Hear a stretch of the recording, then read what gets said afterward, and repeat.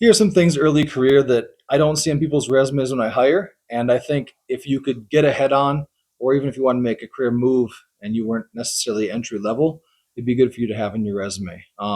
Welcome back. I'm John. So let's jump into this one here.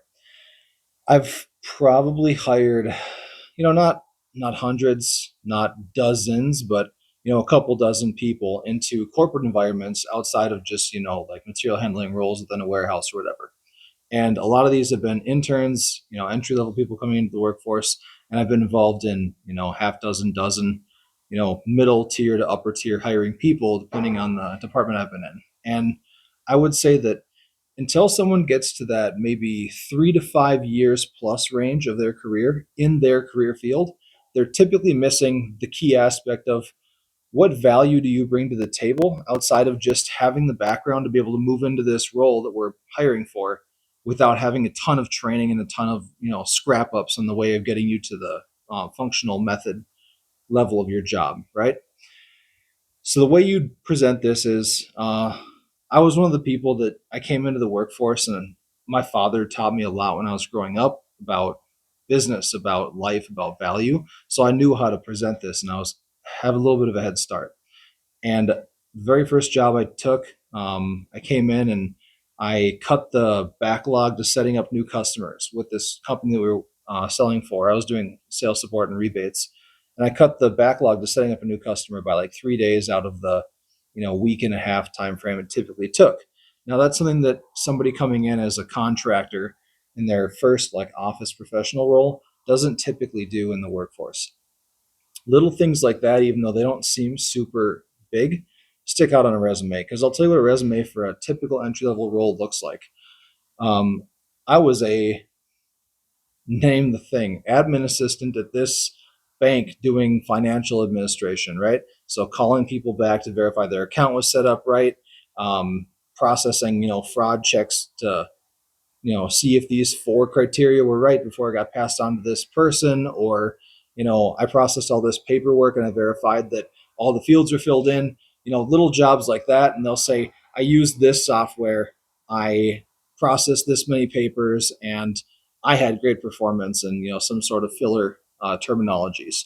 That's a very common resume for a young or a low career person who's just kind of starting out, or even people that have been in roles that are pretty predictable. Inside salespeople commonly don't have like a sales quota they need to hit. They're doing a lot of account management and crossover work. So they're going to have a resume that says, I called these people, I did this thing, etc. And you don't want to be that person because you're one of everybody else. I would expect that if I got 100 resumes tomorrow for somebody that was 1 to 2 years into their career or coming out of college with a halfway decent resume, but not like top of the heap, they're probably going to have zero standout qualifications like I managed this project or I solved this complicated thing and reduced, setup timeline or dropped value of inventory on hand or did whatever thing with some metric behind it. So to get those projects done is probably the best thing you can do early career to stand out and move up fast. So let's talk about those projects here. I added another uh, video, and I'll link that, where I went over things you can do in terms of understanding the quantification of value in a job. But realistically, here's things you should look for in an entry level job.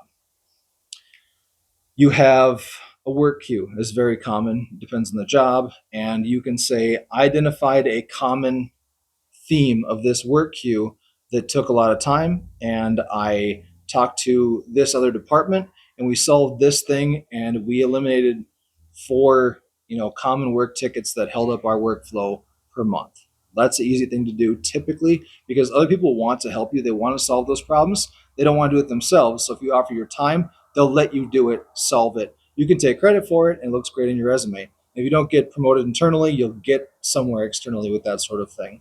Always put on your resume the numbers associated with whatever you did. So that's a big thing. So another example you could look into is like, okay, let's say you come out of college and you go into accounting. Typically, people want a college background or a certification to get into accounting or like AP, AR sort of jobs. So you get there and you look around and you say, okay, we spend 9 days on average leading up to a payment after we receive inventory from a vendor, right? You can say, well, why does it take 9 days? Well, there's a processing gap here of 2 days, and this happens in one day, and blah blah blah. And by the way, nine is very very fast. Typically, people are running right up to their net 30, net 45 time frame. They're holding that money out, but let's say it was 9 days, right?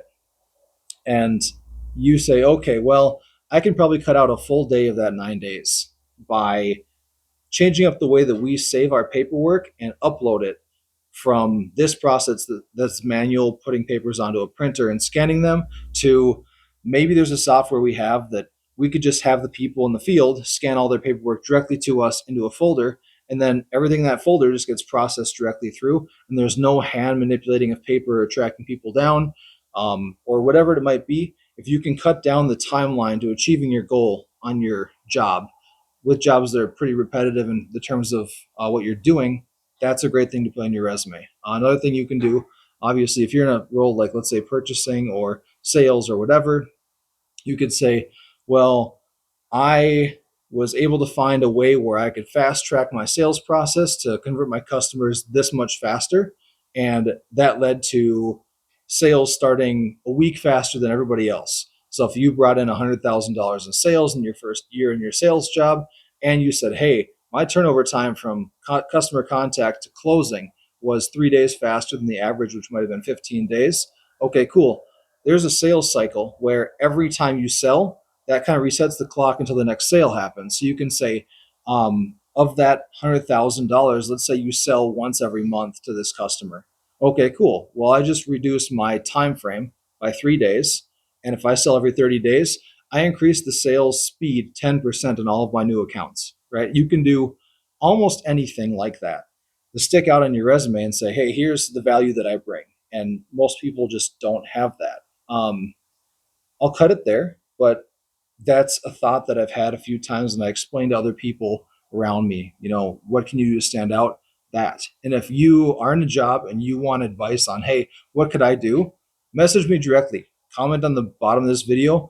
I will message you back. Um, this video blows up and gets 10,000 views or something, and 1,000 comments. I might have to brief it out and give people general advice, but assuming that doesn't happen, which I highly doubt it will, you'll hear from me. So hope to hear from you, and have a great day. Catch you in the next video.